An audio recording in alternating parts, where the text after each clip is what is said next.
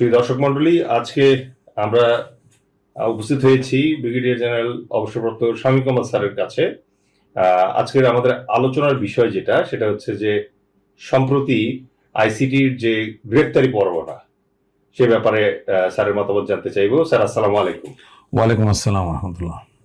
Sir, যে গ্রেপ্তারি পরোয়ানাটি আমরা খুবই সম্প্রতি জানতে পেরেছি এবং আমরা দেখতে পাচ্ছি যে প্রাক্তন প্রধানমন্ত্রী সহ প্রায় 30 জনের বিরুদ্ধে 3টি মামলায় এই গ্রেপ্তারি পরোয়ানাগুলো জারি হয়েছে, যার একটি বড় অংশই বাংলাদেশ সেনাবাহিনীর ঊর্ধ্বতন অফিসার্স বৃন্দ।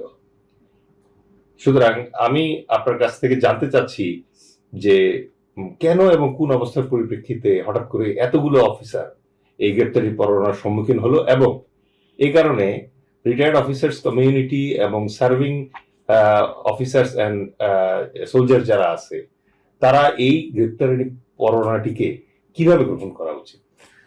জি, আপনাকে ধন্যবাদ। এটা একটি অভূতপূর্ণ ঘটনা এবং অন্তর্বর্তীকালীন সরকারের যে ত্রয়ী এজেন্ডা আছে তার মধ্যে বিচার যেহেতু একটা, সুতরাং সেই বিচারের পথে এটাকে একটা বড় ধরনের মাইল ফলক আমরা বলতে পারি। এখন প্রসঙ্গ হলো যে গ্রেপ্তারি পরোয়ানা জারি করেছে। গ্রেপ্তারি পরোয়ানায় আপনি খেয়াল করুন প্রায় 80% হচ্ছে গিয়ে সামরিক বাহিনীর অবসরপ্রাপ্ত সিনিয়র অফিসার যারা আছেন।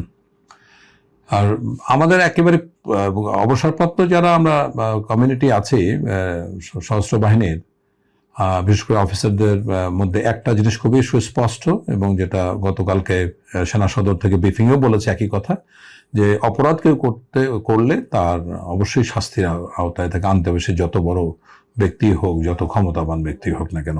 তো সে ব্যাপারে অবশ্যই আমরা আইসিটিকে আমরা সাধুবাদ জানাই এই প্রক্রিয়াটা শুরু করার জন্য।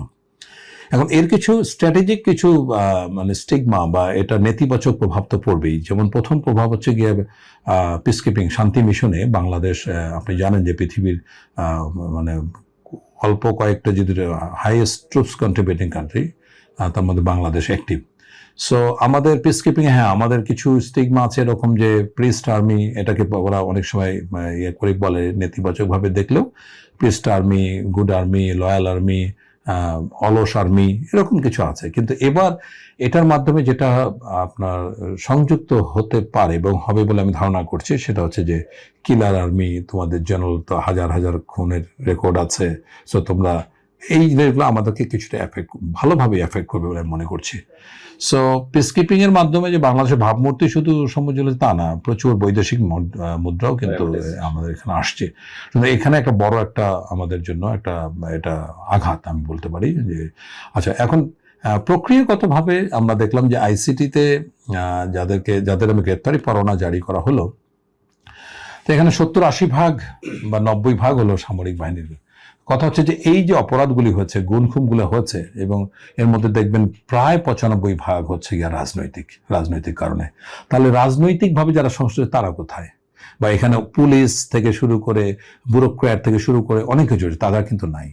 সুতরাং এটা একদিক থেকে চিন্তা করলে একটু এক পেশে একটু বিষয়। তৃতীয় বিষয় হচ্ছে যে আপনার এখানে আদেশ কমপ্লাই করতে গিয়ে এটা হয়েছে। তবে এখানে সবচেয়ে যে গুরুত্বপূর্ণ বিষয় আমার মনে হয় মাননীয় আদালত মহামান্য কোর্ট যেটাকে দেখবেন, সেটা হচ্ছে যে কোনো অপরাধের তো দুইটা দিক থাকে, একটা প্রিয়া মেন্স রিয়া। যদি কারো অপরাধের সাথে মেন্স রিয়া কাজ করে, অপরাধ সুলভ মানসিকতা যদি কাজ করে, তাহলে অবশ্যই সেটা শাস্তিযোগ্য অপরাধ এটা হয়। কিন্তু অনেকের হয়তোবা এটা নাই। যেমন যে এইটা করে ব্যক্তিগতভাবে ফায়দা নিয়েছে, সুযোগ সুবিধা নিয়েছে, পদোন্নতি নিয়েছে, অবশ্যই সে এটাকে স্বেচ্ছায় করেছে। এখানে কিন্তু চাইলেই তারা গুড কমান্ড, মিলিটারি অর্ডার এটা সে রেফারেন্স দিতে পারতো। এবং সবচেয়ে মজার ব্যাপার কি জানেন, যে আপনার এই গুড মিলিটারি কমান্ডের কথাকে বলে, যেটা লেজিটিমেট কমান্ডকে আমরা বলি, এরকম যে কোশ্চেন করবে তাকে এইসব সংস্থায় কখনো পোস্টিংয়ে করা হবে না। আচ্ছা, এখন কথা হলো যে আমি ব্যক্তিগতভাবে আমার উদাহরণ দিই। আমি 2011 সালে আমাকে র্যাবে পোস্টিং করার জন্য পোস্টিং করতে চেয়েছিল। তো আমি সে সময় একজন সেনাবাহিনীর মানে সশস্ত্র বাহিনীর বা পুরা দেশের অত্যন্ত প্রভাবশালী ব্যক্তি যার নাম এই ইয়াতে আছে, এই গ্রেপ্তারি পরোয়ানার মধ্যে আছে, তো তাকে আমি রিকোয়েস্ট করে আমি যেতে অস্বীকার করলাম। আমি 2021 বা 22 সালের কথা বলি, আমার একজন আমি এনডিসিতে প্রধান প্রশিক্ষক ছিলাম, আমার একজন প্রশিক্ষক অত্যন্ত ব্রিলিয়ান্ট অফিসার, যে আমার 2বার ছাত্র, খুবই ভালো ব্রিলিয়ান্ট অফিসার, প্রফেশনাল অফিসার, সৎ অফিসার, সে একদিন আমাকে খুব মন খারাপ হলো, স্যার আমার তো র্যাবে পোস্টিং হয়েছে ডিজি অপশন প্ল্যান। তখন সাজেশন দিলাম যে ঠিক আছে যাও, ঠিকঠাক মতো মানে কোনো ভুল অন্যায় কাজের মধ্যে জড়িত হয় না, অলমাইটি উইল টেক কেয়ার। এখন কথা হলো আমি হয়তো কোনোভাবে ম্যানিপুলেট করে আমার পোস্টিংটাকে অ্যাভয়েড করতে পেরেছে, সে হয়তো পারেনি। কিন্তু এখন দেখা গেল যে ধারাবাহিকভাবে গত 15-17 বছরে এই অ্যাপয়েন্টমেন্টগুলোতে চাকরি করেছে সবার ডিজি অপশন প্ল্যান, সবার নাম আসছে। ডিজিপিতে যারা ডাইরেক্টর সিটিআইবিতে কাজ করে সবার নাম আসছে। এখানে অত্যন্ত সতর্ক থাকতে হবে যে সবাই মানে যার অপরাধ নাই তাকে ইনডিসক্রিমিনেটলি গড়পড়তে তাদেরকে শাস্তির আওতায় আনা ঠিক হবে না। এখন আন্তর্জাতিক যে অপরাধ আদালত আছে 1973, সেখানে 20B জায়গায় 20C যেটা সংযোজন করেছে, সেখানে বলা হয়েছে যে কয়েকটা ডিসকোয়ালিফিকেশন, তার মধ্যে সে পার্লামেন্ট ইলেকশন করতে পারবে না, সরি, সে পার্লামেন্ট ইলেকশন করতে পারবে না, এবং সে বড় কোনো পদ, কমিশনার, মেয়রাল এই ধরনের পজিশন নিতে পারবে না, কোনো সার্ভিসে যেতে পারবে না, এবং কোনো গভর্নমেন্ট অফিস হোল্ড করতে পারবে না। এবং সবচেয়ে যে বিষয়টা খুব ইন্টারেস্টিং, যে মাত্র তার নামে গ্রেপ্তারি পরোয়ানা জারি করা হবে তৎক্ষণাৎ সে আর চাকরিতে বহাল নাই বলে ধরে নেওয়া হবে। তো এক্ষেত্রে আমার একটা বড় প্রশ্ন, আমি জানি না হয়তো অন্য ব্যাখ্যা থাকতে পারে, গেজেটটা 6 অক্টোবর পাবলিশ হয়েছে। এখন যদি ট্রাইব্যুনালে প্রমাণিত হয় সে অপরাধী নয়, তাহলে আমি ধরে নিচ্ছি এখন যে ব্রিগেডিয়ার, যে কর্নেল, যে মেজর, যে চাকরিচ্যুত হচ্ছে, যদি ধরেই নেই, তাহলে কি আবার তাকে চাকরিকে রিইনস্টল করা হবে?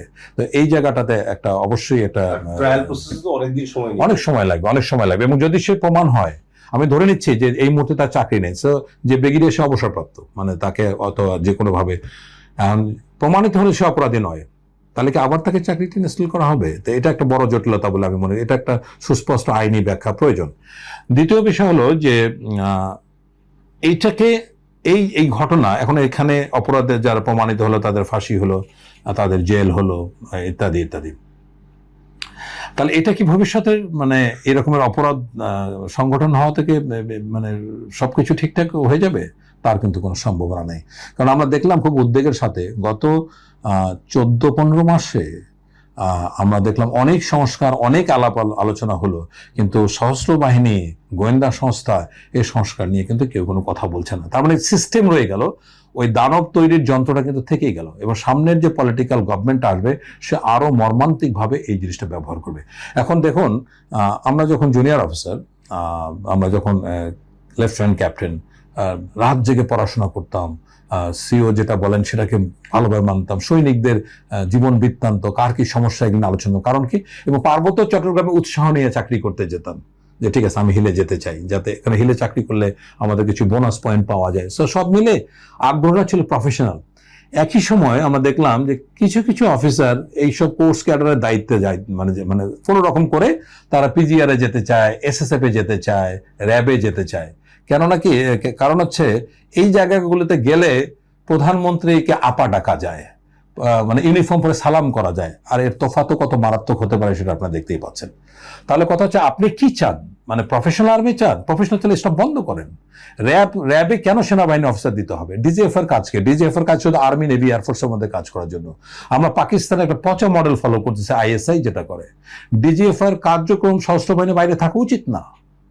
সুতরাং এখান পর্যন্ত ঠিক আছে, এনএসআই এর কাজ, এনএসআই তে কেন আপনার সশস্ত্র বাহিনী অফিসার দিতে হবে? তার মানে 90 সালের পর থেকে অদ্যাবধি মানে আমি গত জুলাইয়ের ইয়ার পর্যন্ত বলতে পারি, 24 পর্যন্ত প্রত্যেকটা রাজনৈতিক দল, বিশেষ করে বড় দুটি রাজনৈতিক দল সেনাবাহিনীর এই অফিসারদেরকে সাথে ইও খেলেছে। একবার ছুড়ে ফেলেছে, একবার কাছে টেনেছে, একবার ছুড়ে ফেলেছে। সো যদি রাজনৈতিকভাবে ব্যবহার করতে চান, সিদ্ধান্ত জাতিকে নিতে হবে যে আমরা প্রফেশনাল আর্মি চাই, তাহলে সব স্টপ করতে হবে। এটা করার জন্য দরকার আলাদা আপনারা বাহিনী তৈরি করেন, র্যাবে কাজ করবে, তারা এসএসএফ এ কাজ করবে, তারা ডিজিএফআই তে, আরে তোমার এনএসআই তে জব করবে, ঠিক আছে। বাট যদি প্রফেশনাল আর্মি চাই, এটা তো হয় না। কারণ এখানে যে সুযোগটা তৈরি হচ্ছে, এখানে ইনফেরিয়র যারা কখনোই প্রফেশনালিজম দিয়ে পদোন্নতি পাইতে পারে না, এই সব অফিসার অনেকে পাশ হয়ে সালাম করে, মানে বিশেষ কাজ করে আপা ডেকে তাদের ব্যক্তিগত জিনিস টিনিস মানে ঠিক করে দিয়ে জেনারেল পর্যন্ত হয়েছে।